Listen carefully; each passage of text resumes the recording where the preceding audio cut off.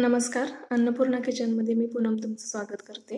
आज आपण घरी चक्का तयार करून श्रीखंड कसं बनवायचं ते बघूया. बऱ्याच वेळेला घरी चक्का तयार केल्यानंतर तो आंबट होतो किंवा मग श्रीखंड अगदी विकत मिळतं तसं तयार होत नाही. श्रीखंड अगदी विकत मिळतं तसं तयार व्हावं यासाठी काही खास टिप्स मी या व्हिडिओमध्ये सांगणार आहे. चला तर मग रेसिपीला सुरुवात करूया. आपली पहिली टिप आपल्याला दही लावताना वापरायची आहे, जी म्हणजे आपल्याला दूध चांगलं उकळून घ्यायचं आहे आणि हे दूध हलकं कोमट करून घ्यायचं आहे. मी इथं 1 लिटर दूध घेतलंय, जे अगदी हलकं कोमट आहे. याच्यामध्ये आता आपण विरजण घालूया. विरजण देखील अगदी थोडंसं घालायचं आहे. उन्हाळा जास्त असल्यामुळे जर आपण विरजण जास्त वापरलं तरी देखील हे दही आंबट होईल आणि दही आंबट झाल्यामुळे आपला चक्का देखील आंबट होईल.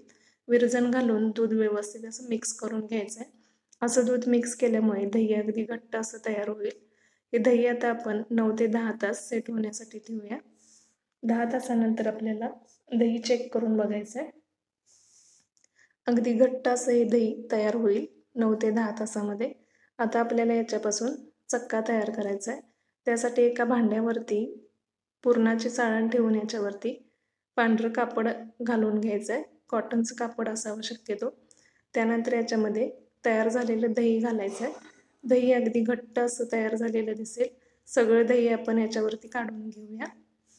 त्यानंतर या कपड्याची घट्ट अशी गाठ बांधून घ्यायची आहे. एकदम घट्ट गाठ बांधून घ्यायची, ज्यामुळे दह्यामधलं पूर्ण पाणी निघून जाईल आणि आपला चक्का देखील अगदी घट्ट असा तयार होईल. दुसरी टिप म्हणजे दही बांधल्यानंतर नॉर्मल टेम्परेचरवरती न ठेवता हे असंच भांडं आपल्याला फ्रीजमध्ये ठेवायचं आहे. पाणी देखील चाळणीमधून निथळून जाईल आणि आपला चक्का देखील जास्त आंबट होणार नाही. जर आपण असाच चक्का नॉर्मल टेम्परेचरवरती ठेवला तर उष्णतेमुळे हा चक्का एकदम जास्त आंबट होईल.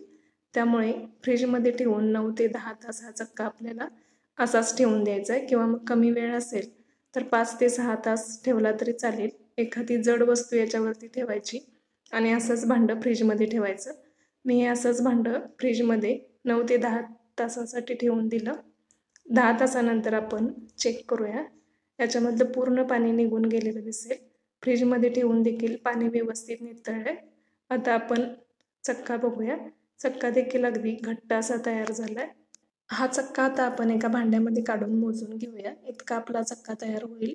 हा चक्का सुरुवातीला आपल्याला चाळणीमध्ये गाळून घ्यायचा आहे. चाळणीमधून गाळून घेतल्यामुळे आपलं श्रीखंड जे आहे ते एकदम स्मूथ आणि सिल्की असं तयार होईल. जशा पद्धतीने विकत मिळतं तसं हे श्रीखंड तयार होईल. सगळं चक्का आपण अशा पद्धतीने चाळणीमधून गाळून घ्यायचा आहे किंवा मग तुमच्याकडे ब्लेंडर असेल तर ब्लेंडरमध्ये हा चक्का ब्लेंड केला तरी चालेल. सगळा चक्का व्यवस्थित असा गाळून घेतल्यानंतर याच्यामध्ये आपल्याला साखर घालायची आहे. ज्या भांड्यामध्ये आपण चक्का मोजून घेतला त्या भांड्यामध्ये अर्धं भांडं मी पिठी साखर घेतली. सगळी पिठी साखर एकाच वेळेला न घालता थोडीशी पिठी साखर घालून सुरुवातीला मिक्स करून बघायचं आहे. लागत असेल तर राहिलेली पिठी साखर आपल्याला घालायची आहे. राहिलेली पिठी साखर घालण्याची गरज पडली नाही कारण आपला चक्का जास्त आंबट झालेला नाही. याच्यामध्ये आता आपण भिजवून घेतलेलं केशर घालायचं आहे. मला इथं केशर पिस्ता श्रीखंड बनवायचं आहे, त्यासाठी मी भिजवून घेतलेलं केशर याच्यामध्ये घातलं. केशर घालून सुरुवातीला मिक्स करून घेऊया. थोडासा श्रीखंडचा बेस आपण बाजूला काढून घ्यायचा आहे, ज्याच्यापासून आपल्याला आंबा न वापरता आम्रखंड बनवायचा आहे. याच्यामध्ये आता आपण बदाम आणि पिस्ताचे काप घालूया. व्यवस्थित असं बदाम पिस्ता घालून मिक्स करून घ्यायचं आहे. थोडीशी वेलची पूड देखील घालायची आहे. मिक्स करून झाल्यानंतर हे श्रीखंड आपण एका बाउलमध्ये काढून घेऊया. तयार झालेल्या श्रीखंडवरती थोडेसे बदाम पिस्ताचे काप घालून हे श्रीखंड आपण फ्रीजमध्ये 1 तासासाठी ठेवलं तर व्यवस्थित असे श्रीखंड सेट होईल. तयार झालं आपलं केशर पिस्ता श्रीखंड. आता आपण राहिलेल्या श्रीखंडपासून आम्रखंड कसं बनवायचं ते बघूया. तेही आंबा न वापरता मी याच्यामध्ये मँगो इसेन्स वापरणार आहे.